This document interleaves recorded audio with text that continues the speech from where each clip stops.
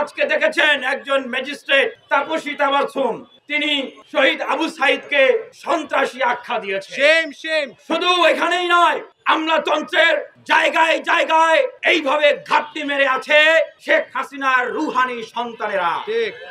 ব্যবসায়ী অঙ্গনে জায়গায় জায়গায় ঘাপটি মেরে আছে এভাবে শেখ হাসিনার রুহানি সন্তানেরা। আমরা দেখেছি যখন ছাত্র জনতার বুকে পাখির মতো গুলি চালানো হয়, ঠিক সেই সময়ে এই আওয়ামী লীগের দোসর, আওয়ামী লীগের এই সুবিধাভোগী ব্যবসায়ী নেতারা সেখানে গিয়ে বলেছে, আমরা জীবনেও শেখ হাসিনার সাথে আছি, আমরা মরণেও শেখ হাসিনার সাথে আছি।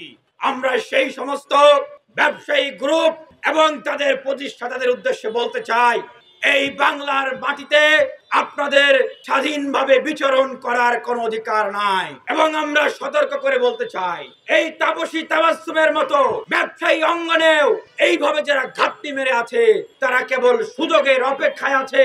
সুযোগটি পাবে আর গোখর সাপের মতো ফস করে উঠে সবলটি মারবে। আমরা সেই সুযোগ দিতে চাই না। আমরা দেখেছি সেই বসুন্ধরা গ্রুপের চেয়ারম্যান, এসএলএম গ্রুপের চেয়ারম্যান, সিটি গ্রুপের চেয়ারম্যান, ওরিয়ন গ্রুপের চেয়ারম্যান, দেশবন্ধু গ্রুপ, বাংলাদেশের বর্তমানে যত বড় বড় ব্যবসায়ী প্রতিষ্ঠান আছে প্রায় সকল ব্যবসায়ী প্রতিষ্ঠানের নেতৃবৃন্দরা সেখানে গিয়েছিলেন না? এখন অনেকেই বলেন যে আপনারা ছোট মানুষ, বড় বড় কথা বলেন, আপনাদের কি জীবনের ভয় করে না? তাদের উদ্দেশ্যে বলতে চাই, আমাদের জীবনের ভয় করলে শেখ হাসিনার বন্দুকের নলের সামনে আমরা জীবনকে পরোয়া করে দাঁড়াতাম না। অনেকেই বলে ভাই ভবিষ্যতে তো এই দেশে রাজনীতি করবেন। ভবিষ্যতে যদি এই দেশে রাজনীতি করতে চান তাহলে এই সমস্ত বড় বড় মাফিয়াদের সাথে ব্যালেন্স করতে হবে। কথা হচ্ছে এই গণ অভ্যুত্থান কার সাথে ব্যালেন্স করার জন্য হয় নাই। আমরা দেখেছি আমলাতন্ত্রে আমরা সচিবদের চ্যাটিং ফাঁস হতে। কথা হচ্ছে আমলাতন্ত্রের ভিতরে যদি শেখ হাসিনার দোসররা না থেকে থাকে, তাদের পুনর্বাসন না হয়ে থাকে, তাহলে কিভাবে স্বরাষ্ট্রমন্ত্রী ইন্ডিয়ার কলকাতার সেই পার্কে গিয়ে সেখানে বসে আড্ডা দেয়? কিভাবে ওবায়দুল কাদের বাংলাদেশ থেকে বের হয়ে যায়? কিভাবে হাসান মাহমুদ সহ আওয়ামী লীগের এই বড় বড় নেতারা নিরাপদে বাংলাদেশ থেকে পার হয়ে যায়?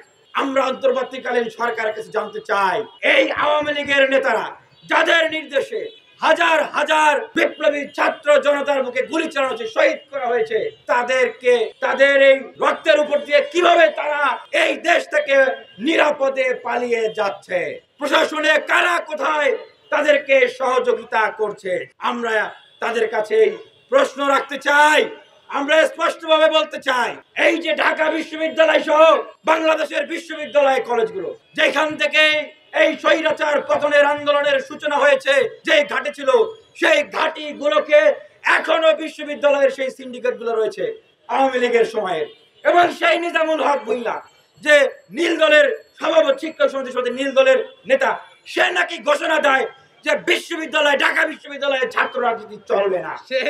আমরা ছাত্র রাজনীতি করেছি এই বিগত 6 বছর। ছাত্রলীগের বিরুদ্ধে সেই ফুল আবরার বাদ থেকে শুরু করে ফুলপুরি পর্যন্ত ছোট বড় প্রত্যেকটি ঘটনায় আমরা ঢাকা বিশ্ববিদ্যালয়ে ছাত্রলীগের দ্বারা আক্রান্ত হয়েছি।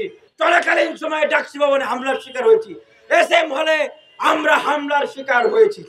আমরা দেখেছেন নির্বাচনের আগে এই রাজু ভাস্কর্যে আমাকে ফেসিবাদ বিরোধী ছাত্র ঐক্যের ঘোষণা দেওয়ার কারণে গ্রেফতার করার প্রতিবাদে নুরুল হক নূর নেতৃত্বে সেইখানে তাদের উপর হামলা করা হয়। আবরার ফাহাদ এই স্মরণে আমরা 2 বছর আগেই রাজু ভাস্কর্যে প্রোগ্রাম করেছি, সেখানে আমাদের উপর হামলা করা হয়েছে। সুতরাং এখন কি আমাদেরকে আপনারা শিখাবেন যে ঢাকা বিশ্ববিদ্যালয়ে ছাত্র রাজনীতি থাকবে কি থাকবে না?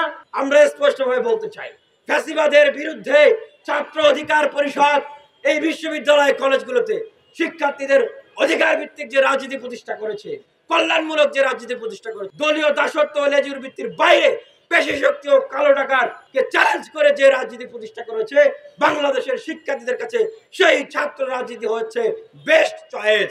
সেই ধারার ছাত্র রাজনীতি বিশ্ববিদ্যালয়, কলেজ সহ সারা বাংলাদেশে থাকবে, মানুষের অধিকার প্রতিষ্ঠায় লড়বে।